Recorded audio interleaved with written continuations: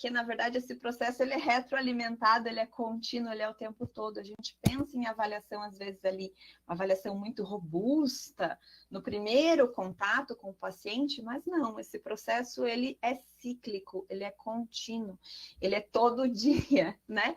Mas por que a gente faz esse processo? Justamente para identificar possíveis atrasos, monitorar as alterações do desenvolvimento ao longo do tempo.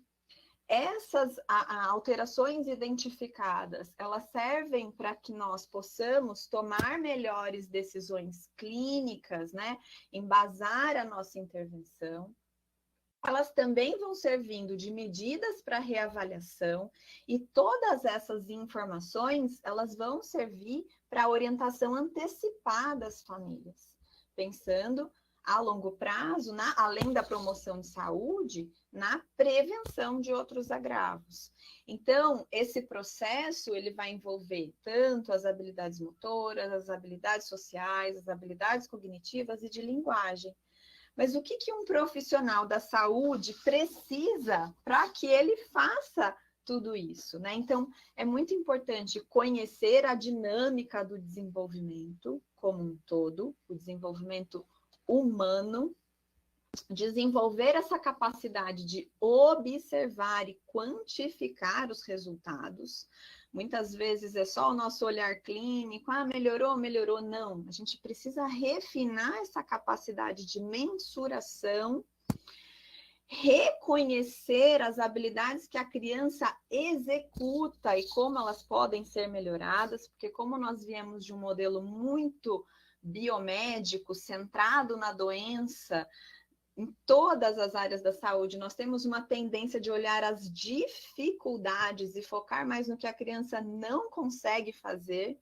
E, na verdade, o que nós precisamos é justamente conseguir reconhecer aquilo que ela executa e o que nós podemos melhorar, enxergar as potencialidades dessa criança. E para isso nós temos que desenvolver essa capacidade, então, de usar esses instrumentos válidos, fidedignos para as populações específicas. Nós temos muita dificuldade em entender essas propriedades psicométricas, mas é muito importante que a gente se capacite e que a gente busque ali instrumentos que sejam testados na população brasileira, que tenham adaptação transcultural. Só para dar um exemplo muito simples do que eu estou falando, né? De como essa questão da própria cultura do corpo influencia na performance. Eu vou trazer aqui para minha área, que é motor, né? Mas todo mundo acho que vai entender esse exemplo.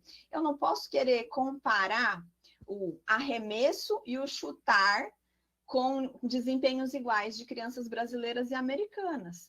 Com certeza, pela cultura dos esportes praticados nos Estados Unidos, as crianças americanas vão tender a ter melhores desempenhos e habilidade de arremesso. E aqui no Brasil, com certeza, as brasileiras vão chutar melhor por conta da cultura do futebol.